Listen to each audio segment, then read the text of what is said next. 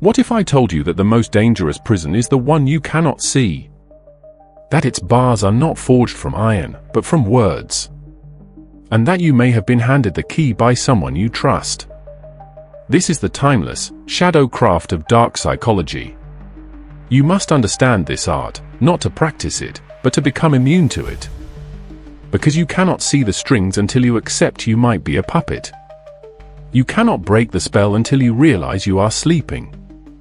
This knowledge is not a weapon. It is an awakening. The manipulator, the practitioner of dark psychology, knows a profound truth. The human spirit is hungry.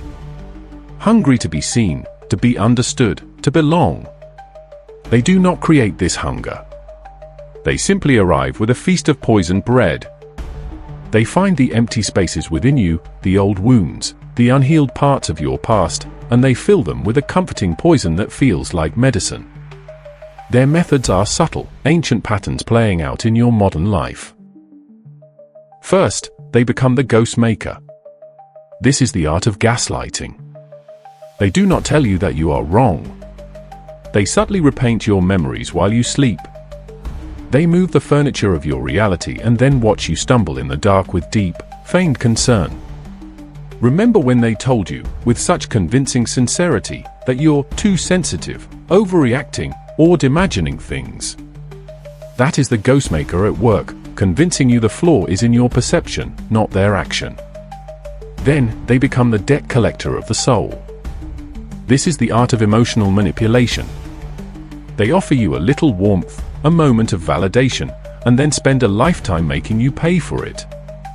Your guilt is their currency. Your fear is their wealth. Think of the person who does you a small favor only to remind you of it for months, making every future request a transaction. That is the debt collector, turning a simple kindness into the bars of a cage. Finally, they become the weaver of the cage. This is the art of isolation. They do not build walls of stone. They build them with whispers.